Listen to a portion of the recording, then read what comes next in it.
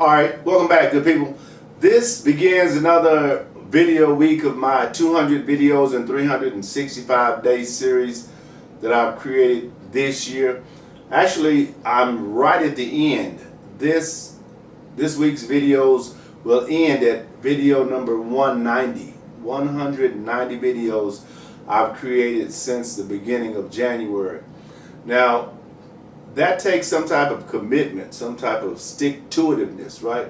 Not only that, but it takes us putting a system in place so that I can just fit myself or someone else in that system and continue the process, right? And that's how business works. That's how businesses are created. It's simply systems that someone creates and insert other people into those systems to run those systems, right?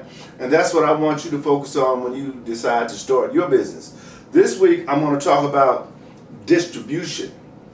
When you think about business, you have to think about the distribution part of it. That's where actually the moving parts are, right? When you have a seller, or you have an agent, you have a distributor, you have a wholesaler, you have a retailer. I'm going to talk a little bit about all of those this week and try to put them together so that you can get an understanding about how that process works.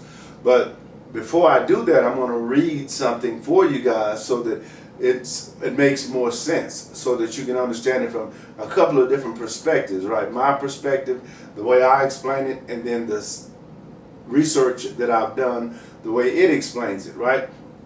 One of the things that's necessary to understand moving forward with your business or your decision to start a business is that you will have these same type of systems in place. You'll be dealing with this same type of world, so to speak, right?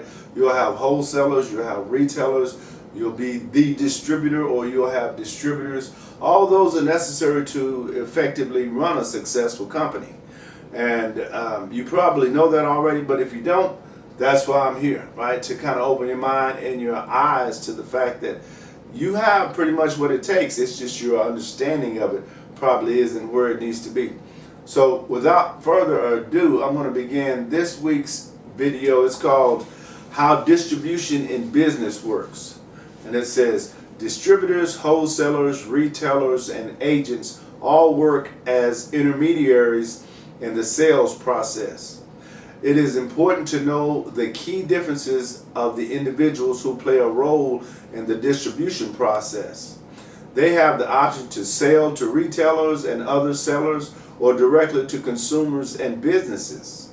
What does a distributor do in business? Retail outlets. The value of a distributor is in its network and retail outlets. The manufacturer develops contract pricing for bulk purchases with the distributor, and the distributor markets the products to its retail clients. The distributor sells to its retail clients at a pricing level known as wholesale. Now, if you're not really familiar with business, that probably didn't make sense to you initially. But if you are familiar with business, you know exactly what I'm talking about, right? So I'm going to go continue on. It says, what does a distributor do for a company? An entity that buys non-competing products or product lines, warehouses them, and resells them to resellers or direct to the end user or customers. Most distributors provide strong manpower and cash support to the supplier or manufacturer promotional efforts. What are the 5 types of distribution? On a macro level, there are 2 types of distribution: indirect and direct. Now, what are the 3 other levels of distribution? Intensive distribution, selective distribution, and exclusive distribution. What is the distribution strategy? A plan created by the management of a manufacturing business that specifies how the firm intends to transfer its products to intermediaries, retailers, and end customers. What are the distribution channels? A distribution channel is a chain of businesses or intermediaries through which a good or service passes until it reaches the end customer. It can include wholesalers, retailers, distributors, and even the internet. What is an example of distribution? A distribution channel is the path through which products pass to get from the producer to the customer. Distribution channels may be direct from the producer directly to the customer. They may also be indirect, in which goods travel from the producer through an intermediary or intermediaries to the customer.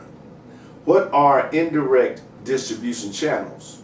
A chain of intermediaries through which a product moves in order to be made available for purchase by a customer. An indirect channel or distribution typically involves a product passing through additional steps as it moved from the manufacturing business via distributors to wholesalers and then retail stores. And finally, what is a distribution network? A distribution network is an interconnected group of storage facilities and transportation systems that receive inventories of goods and then delivers them to the customer. It is an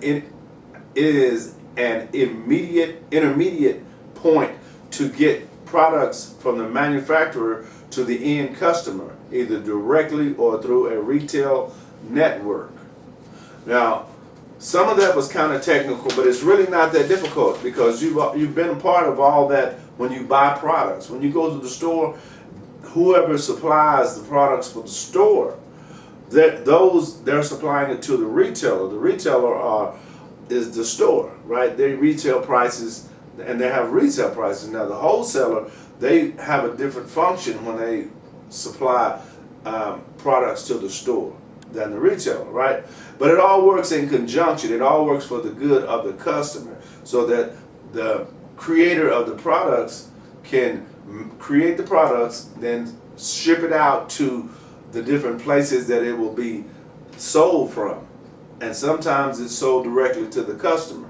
That process also works in the creation of a product and selling of a product. All right, now I hope this is not too difficult. I'm trying to keep it very simple and simplistic because I'm going to be using these videos in my next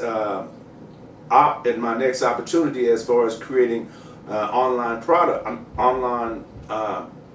and online courses for you guys. So stay tuned. Don't forget to like these videos, share these videos, and I'll see you on the next video.